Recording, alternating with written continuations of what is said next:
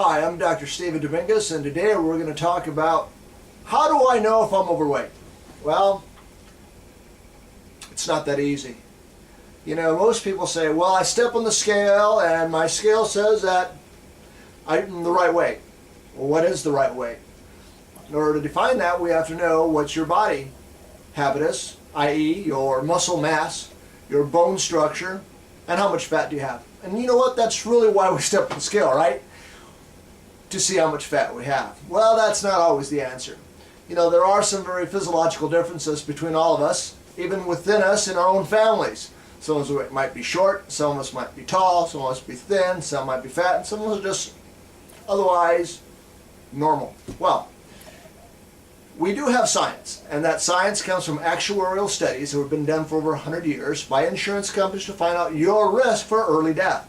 This is how they insure you. This is known as the Basal Metabolic Index, otherwise known as the BMI. Now, I'm going to refer you to aestheticmedicine.com so you can actually look at an actual graph that you can take a look based on your height and weight and find out what your BMI score is. This is going to be very important for you. The BMI score is determined by your height and weight. It's an actual determination of what is your risk for being overweight, i.e. how much fat do you have.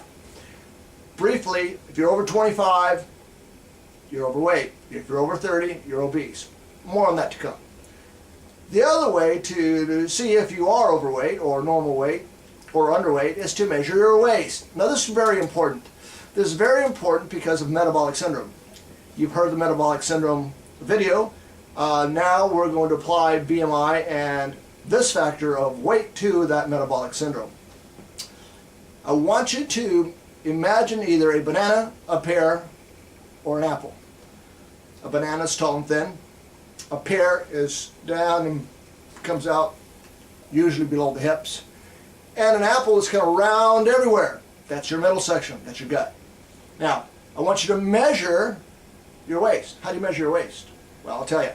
To measure your waist, you go below your rib cage, down the side, stay above the navel, belly button, at the iliac crest, the hip. So, below the rib cage, above the hip, that's your waist. All the way around will give you a waist size. These numbers are important. You need to write these down. If you're a man, you want to have your waist less than 40 inches. If you're a woman, you want to have your waist less than 35 inches. Why? If you have a waist greater than 40 and you're a man, or your waist is greater than 35 and you're a woman, you have fulfilled one of the basic tenets out of 3 for metabolic syndrome. This is important. Alright, so now let's go over BMI. BMI, if your score is under 18.5, guess what? You are underweight. You need to see your doctor. There's a reason for you being underweight and it's probably not good. If you're between 18.5 to 24.9, you're considered to be normal, at least normal by the BMI. If you're over 25 to 29.9, you're overweight. Now, this is very important. My friends, if your BMI scores between 30 to 34.9, you're obese category 1.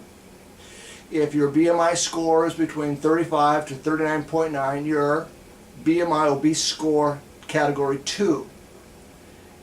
If your BMI is greater than 40, your obesity score on the BMI category is 3. Now look, being obese is not all the same. That's why it's stratified. The higher the category, the greater the BMI score, the greater your risk for morbidity, disease. The most important diseases are going to affect you very quickly and are disastrous are high blood pressure, diabetes, high cholesterol, high triglycerides, low good HDL, resultant atherosclerosis or cholesterol plaquing with hardening the arteries, narrowing of the blood flow, heart attack, stroke, renal failure, inflammation of the joints, and a very early death. So please go to the graph, compare yourself to the graph, and if you're not 18.5 to 24.9, please see your doctor and do something about it. This is for you, it's for your family, it's for your children, and it's for society. All right, I hope this has been helpful for you. God bless.